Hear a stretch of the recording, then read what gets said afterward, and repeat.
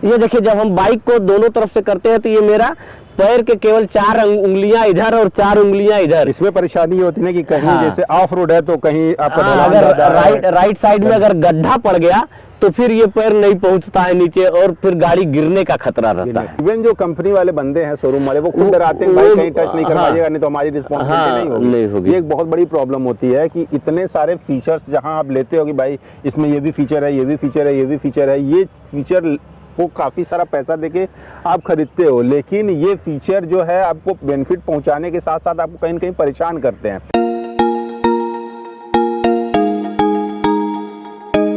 दोस्तों, हम लोग जो है पिछले दिनों एक बहुत डेंजरस वाली राइड कंप्लीट किए हैं, मनांग वाली राइड।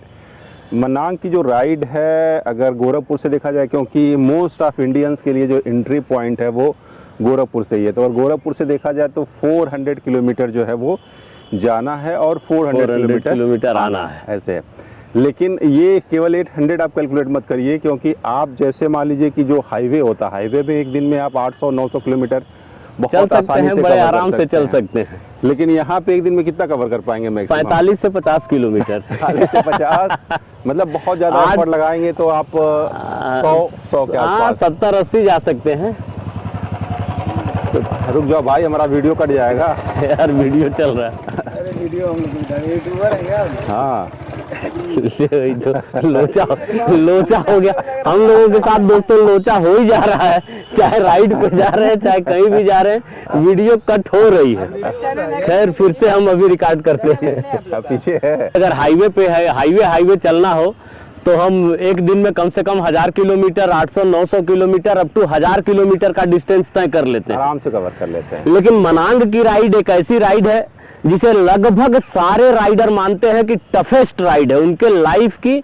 अगर वो राइड कंप्लीट करते हैं तो उनका यही बयान होता है कि this is the toughest ride of my life. बिल्कुल निसंकोच, चाहे उन्होंने लद्दाख किया हो, खांगसर किया हो, उमलिंगला किया हो, जोमसोम किया हो, कहीं की भी राइड किए हो। लद्दाख में तो ऑलमोस्ट रोड अब बन गई है। हाँ, लेकिन अंत में यही कहते हैं कि यार सबसे खतरनाक, सबसे एक्सट्रीम वाला ऑफ रोड मनांग का था। बिल्कुल। और मनांग की राइड में हम लोग अपनी यही बाइक KTM ADV 390, 4 लोग हम लोग गए थे। 3 लोग KTM ADV 390 लेके गए थे और एक अपने मित्र थे हरप्रीत जी, वो अपनी बुलेट थंडरबर्ड लेके गए थे। उसमें क्या लगता है आपको, इस बाइक का रिस्पांस या परफॉर्मेंस कैसा रहा?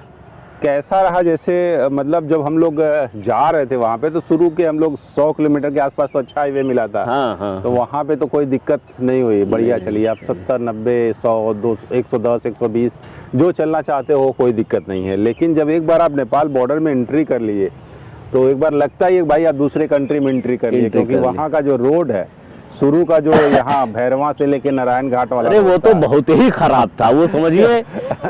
वो तो समझिए दोस्तों कि हम लोग भैरवा से लेके अब टू नारायण घाट तक डस्ट बाथ लेते हुए गए। पूरा जितने काले लोग थे सब सफेद हो गए। पूरा riding gear, black riding gear white हो गया था। और वो जो रोड है वो पूरा का पूरा अंडर कंस्ट्रक्शन है, तो उसमें पूरी की पूरी धूल है, बड़ी बड़ी गाड़ियां जा रही हैं और आपके वाइजर पे पूरा धूल आ जा रहा है। जो कैमरा अपने अगर GoPro रिकॉर्ड करने लगाया तो वो भी पूरा का पूरा ब्लॉगिंग हो ही नहीं पा रहा था, धूल से पड़ जा रहा था। तो इसलिए ज्यादा उसमें रिकॉर्डिंग हो ही नहीं पा रहा था। क्रॉस करो, एक होती है ऑफ रोडिंग, बड़े बड़े पत्थर हैं, खराब रास्ते हैं, आप रुकते फिरते चले जाओ। लेकिन हाईवे पे जब ऐसी सिचुएशन मिलती है फिर आपको समझ में नहीं आता कि करें क्या, क्योंकि ये सिचुएशन बहुत ही खराब मेरे ख्याल से उसे खराब रोड नहीं कहेंगे, क्योंकि अंडर कंस्ट्रक्शन है। अंडर कंस्ट्रक्शन है तो बिना तोड़े नया बन नहीं सकता। आपको अंदाजा लगाइए कि पूरा का पूरा हम लोग पहला दिन था वो। हाँ, और हम लोग गियर पूरा का पूरा इस तरह से गंदा हो गया था कि देख के लग रहा था भाई 1 महीने से हम लोग राइड कर रहे हैं, और थकावट भी उसी हिसाब से।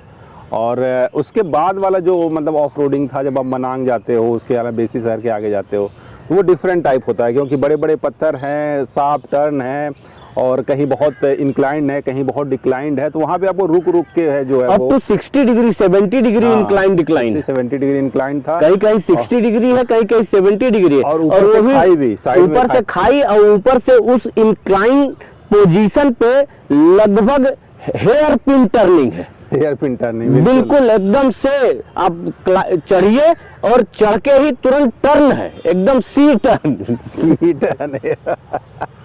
उसमें आपकी इंजन ब्रेकिंग जितने भी आपके हाँ। स्किल है सब फेल है वहाँ पे। सब फेल। वहाँ पे आपको सपोर्ट चाहिए, कुछ लोगों का सपोर्ट चाहिए जो आपकी बाइक आराम से निकलवा सके। खैर वो एक वहाँ का टेरन तो लगभग सभी लोगों को पता होता है, लेकिन आज हम लोग बात कर रहे हैं कि हमारी जो KTM 300 एडवेंचर है, इस खराब रास्ते पे, बैड पैच पे, बड़े बड़े पथरीले रास्तों पे जो मुस्तांग और मनांग की इतनी डेंजरस राइड है, उस पे कैसा परफॉर्म करती है और क्या क्या इसके पूरी राइड में हम लोग को क्या क्या पॉजिटिव चीज़ें दिखी, क्या क्या ऐसा लगा कि भाई हमारे लिए तो ये बाइक बहुत अच्छी है, और वो कौन कौन सी बात है जो थोड़ी बुरी लगी, परेशान की, वो एक एक करके हम लोग बात करेंगे।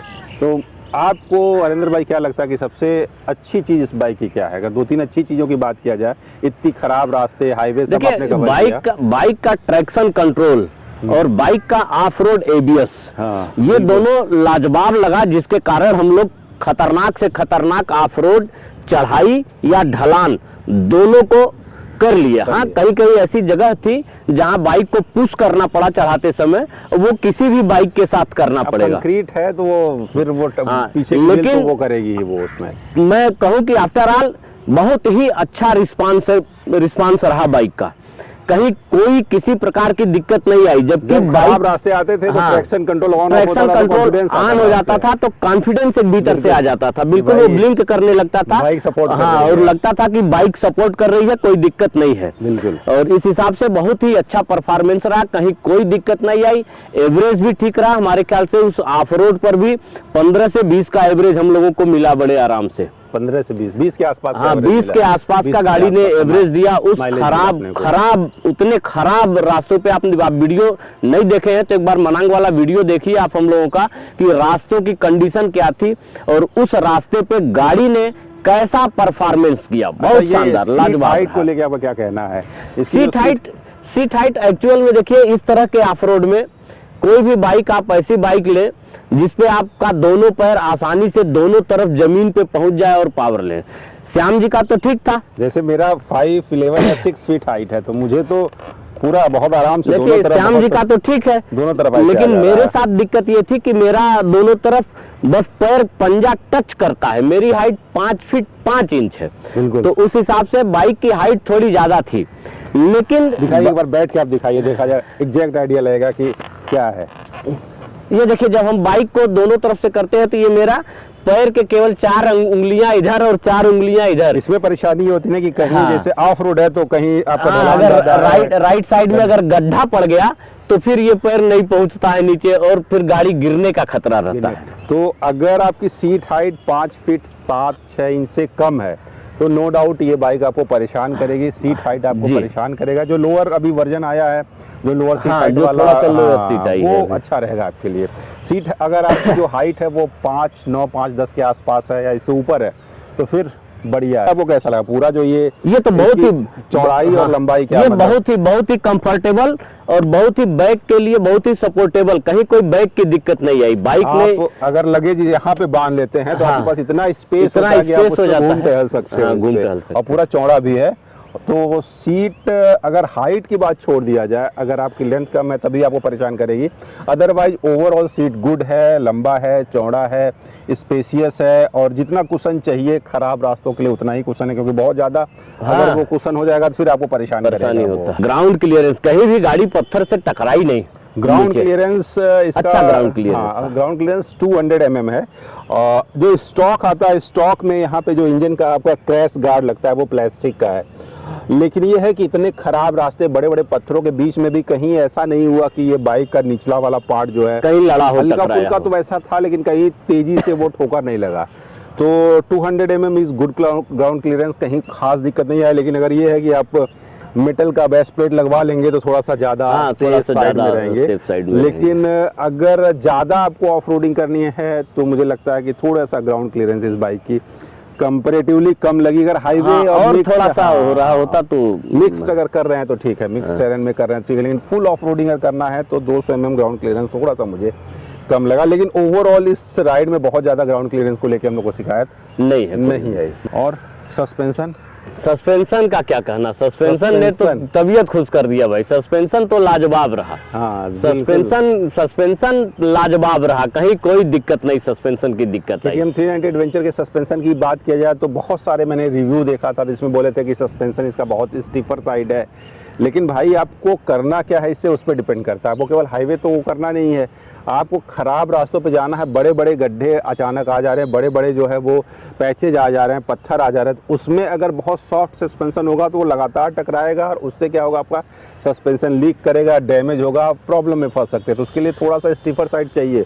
और ये सस्पेंशन बिल्कुल आपको ख़राब रास्तों पे निराश नहीं करता, आपको बहुत मज़ा देगा ये सस्पेंशन, क्योंकि आपको इतने ख़राब रास्तों में भी आपको बाइक को और आपको कहीं कोई परेशानी नहीं होती और छोटे मोटे गड्ढे तो यूँ निकल जाते हैं, आपको पता ही नहीं चलता कि भाई आपकी बाइक वहाँ से निकल गई। अगर वही स्ट्रीट बाइक आप लेके जा रहे हैं तो आपकी बैंड बच जाएगी, बैंड बच जाती उन है रास्तों पे, नो डाउट। बात करें इस बाइक के पावर की, तो पावर में आपको क्या लगता है कि किस सिनेरियो में कैसा पावर आपको जनरेट करके ये देती है और आप उससे सेटिस्फाइड है क्या? हाँ बिल्कुल, पावर इसका बहुत ही अच्छा लगा। और इंक्लाइन में पावर की ही ज़रूरत होती है। दरअसल जब भी हम चढ़ाई चढ़ते हैं, वो भी 60 डिग्री 70 डिग्री की चढ़ाई, तो गाड़ी का पावर ही मायने रखता है। तो पावर में और कुछ खास कमी नहीं है, उसमें कोई दिक्कत नहीं आई, बड़ी आसानी से गाड़ी जो है चढ़ी भी और उतरी भी, तो पावर में कोई, हाँ एक दिक्कत जो थोड़ा कहीं शाम हो गया था, तो एक दिक्कत इस गाड़ी की हमको बड़ा माइनस लगा कि अगर हम एक्सटर्नल फॉग लाइट न लगाए रहे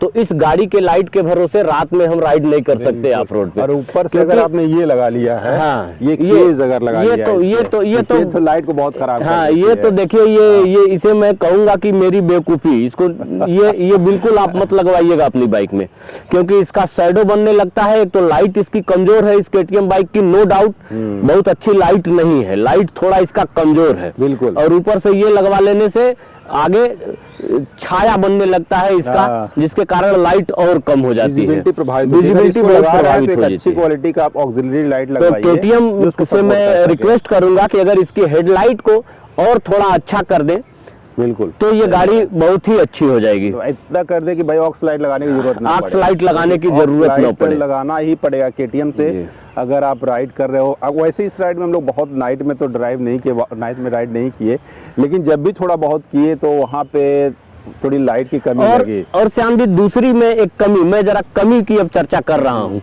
मैं दूसरी एक कमी बताऊं कि ऑफ रोड राइडिंग में ऐसे रास्तों पे जहाँ सड़क नहीं है, बस पत्थरों पे ही चलना है, बिल्कुल नदियों में ही चलना है, तो वहाँ गाड़ी के पहिए से छटक के या नीचे कोई बड़ा पत्थर ये साइड स्टैंड के पास टकराता रहता है और साइड स्टैंड के पास इसका साइड स्टैंड सेंसर मैग्नेट लगा हुआ है। और जब उस मैग्नेट से कोई पत्थर टकरा जाता है तो वो मैग्नेट की ट्यूनिंग खराब हो जाती है, सेंसर तुरंत बाइक को ऑफ कर देता है और साइड स्टैंड शो करने लगता है, साइड स्टैंड शो करने लगता है।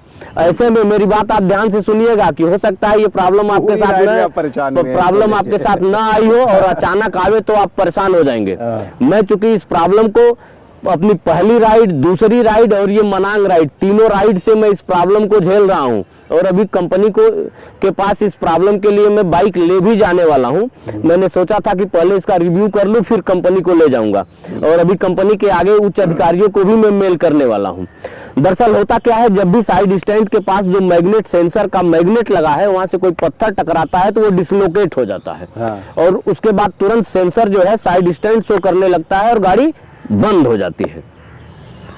ऐसे में कोई उपाय नहीं रहता, ऐसे में एक ही उपाय है, अगर आप जानते हैं तो इसका साइड स्टैंड सेंसर बाईपास करना पड़ता है।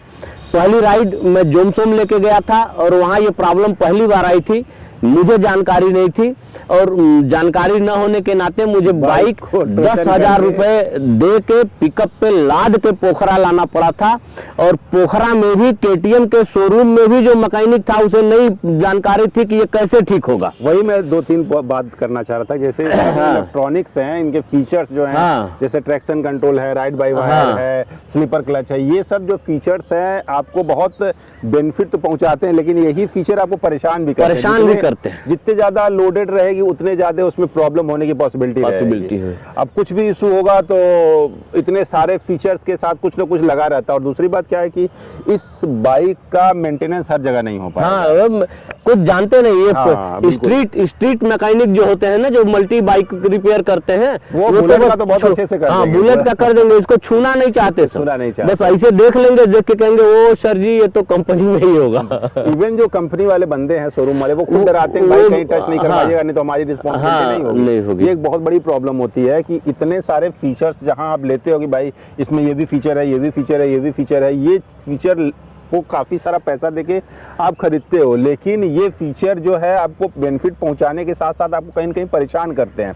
इतना सारा लोडेड रहेगा तो कुछ ना कुछ दिक्कत आती रहती है, जैसे सर के साथ साइड स्टैंड वाली दिक्कत बहुत इनको पहले जोमसम वाली राइड में परेशान की। इस वाले राइड में भी हम लोग को लगा कि राइड हम लोग कंप्लीट ही नहीं कर पाएंगे, क्योंकि साइड स्टैंड जो है हाँ, वो अपने हाथ से पूरा गाड़ी रास्ते में, वो अपने हाथ से खोल के वो मैग्नेट बाईपास करना पड़ा, फिर भी मैक्सिमम 25 किलोमीटर 30 किलोमीटर चलती थी, गाड़ी बंद हो जाती थी। गाड़ी बंद फिर आधा घंटा इसको रेस्ट देना पड़ता था, फिर ऑटोमेटिकली स्टार्ट करने पे स्टार्ट हो जाती थी, फिर वही प्रॉब्लम 25 किलोमीटर चलती थी। ब्रेकिंग की बात की जाए तो आपको ब्रेकिंग कैसा लगा इसका? ब्रेकिंग बहुत अच्छी रही, ब्रेकिंग अच्छा ब्रेकिंग में रहा। कहीं कोई दिक्कत नहीं रहा, ब्रेकिंग फर्स्ट क्लास ब्रेकिंग रही इसकी। बिल्कुल आप लोग एकदम- सेटिस्फाइड है ब्रेकिंग से, क्योंकि इसको चलाने के साथ साथ आपको कहीं न कहीं सेफ्टी लगता था कि भाई बाइक में इतने सारे वो हैं सेफ्टी फीचर हैं कि वो प्रोटेक्ट कर लेंगे, कहीं बाइक उस तरह से स्किड नहीं की, फिसली नहीं, गिरी नहीं, या मतलब अनएक्सपेक्टेड ऐसा कुछ नहीं हुआ कि भाई ऐसा कैसे हो गया, नहीं, जैसा रोड था वैसा ही रिस्पॉन्स किया कई जगह इसने। तो अपने साथ राजेश जी थे,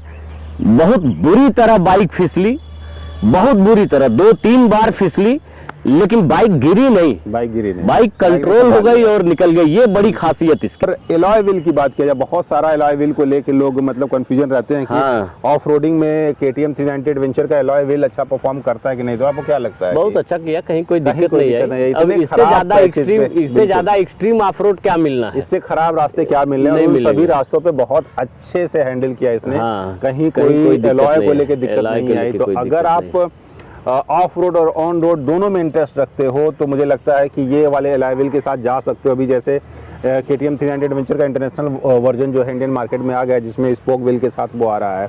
तो अगर बहुत ज़्यादा आप एक्सट्रीम ऑफ रोड करते हो, उसमें एक्सट्रीम जो है आप राइड करते हो और स्टंट करते हो, तो आप स्पोक व्हील के साथ जा सकते हो। अदरवाइज एलॉय व्हील कोई बहुत परेशान नहीं करेगा कहीं कोई। 2-3 इसके निगेटिव पॉइंट्स हैं। एक तो फ्यूल टैंक इसका, चूंकि फ्यूल टैंक, ओनली हाँ। 13 लीटर पेट्रोल इसमें पड़ता है, और कई ऐसे, अब यहाँ बेसी शहर के बाद कोई पेट्रोल पंप नहीं था, जबकि दूरी हम लोगों को लगभग 100 किलोमीटर जाना, 150 के आना, आसपास का मुझे लग रहा है कि कमी पड़ा था हाँ। पेट्रोल का, जो हम तो लोग फ्यूल ब्लैक टैंक मार्केट से खरीदना में पड़ा तेल था। कैन, तो इसलिए जब भी इस तरह के किसी रोड पे जाना पड़ता है तो एक्स्ट्रा पेट्रोल हमको एक्स्ट्रा कैरी jerry can करना लेके- पड़ता jerry है, can लेके जाना जेरी पड़ेगा कैन लेके आपको। जाना पड़ेगा, क्योंकि टैंक में 13.5 लीटर का टैंक है इसका। हाँ। तो 13.5 लीटर का टैंक थोड़ा कम पड़ जाता है, कम पड़ ऐसी- जाता है, लेकिन क्योंकि बाइक हाँ। को काफी लाइट वेट रखा गया है, नेकेड 173 kg के आसपास रखा है। हाँ। फ्यूल टैंक अगर इसमें इंक्लूड कर लिया जाए तो 190 kg के आसपास वेट आता है। फिर ये सब आपने इंस्टॉल कर दिया है तो 210 के आसपास आ जाता है। हाँ। लगेज आपने डाल दिया तो समझ लिए कि 240, 50, 60 हाँ, किलो, तो 350 किलो के आसपास बाइक का वेट जाता है। जो है हो जाता है। तो माइलेज जो है वो हाईवे पे 25-30 के और एक आसपास है। चीज और मैं बताऊं, मैं अगर मेरा वीडियो ये KTM के भी लोग देख रहे होंगे तो थोड़ा इस बात पे मेरा गौर करेंगे।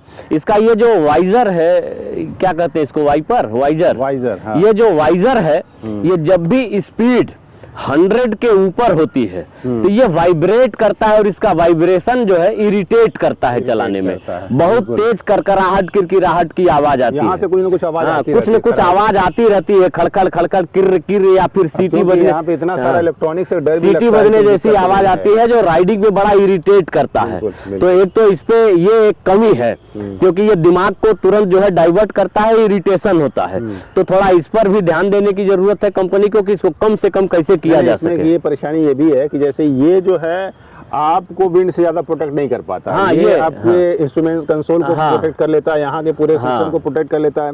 क्योंकि हल्की फुल्की बूंदाबांदी हो रही थी तो यहाँ का पूरा सिस्टम गीला नहीं हुआ था। हाँ। पूरी बाइक गीली हो गई थी, लेकिन यहाँ का पार्ट गीला नहीं हुआ था। तो मतलब इसके इंस्ट्रूमेंट कंसोल को, TFT डिस्प्ले को, बाकी चीज को तो प्रोटेक्ट कर लेता है विंड से और हल्के फुल्के बूंदाबांदी से। लेकिन आप जो राइड कर रहे हो, ये वाला पार्ट तो पूरा का पूरा आपका एक्सपोज ही होता है, तो विंड पूरा का पूरा आपको लगता ही है। तो ये जो आपका फेयरिंग है वो बहुत आपको विंड से प्रोटेक्ट नहीं करता है। तो इसको अगर थोड़ा सा और बेहतर बनाया और जाए, इसको जैसे बड़ी बेहतर बातों में बनाया आता है जाए तो और अच्छा होता है हाँ, इसमें। बिल्कुल। इसका जो वाइब्रेशन है वो भी थोड़ा कम करे तो फिर ये बहुत फर्स्ट क्लास है, कहीं कोई दिक्कत नहीं।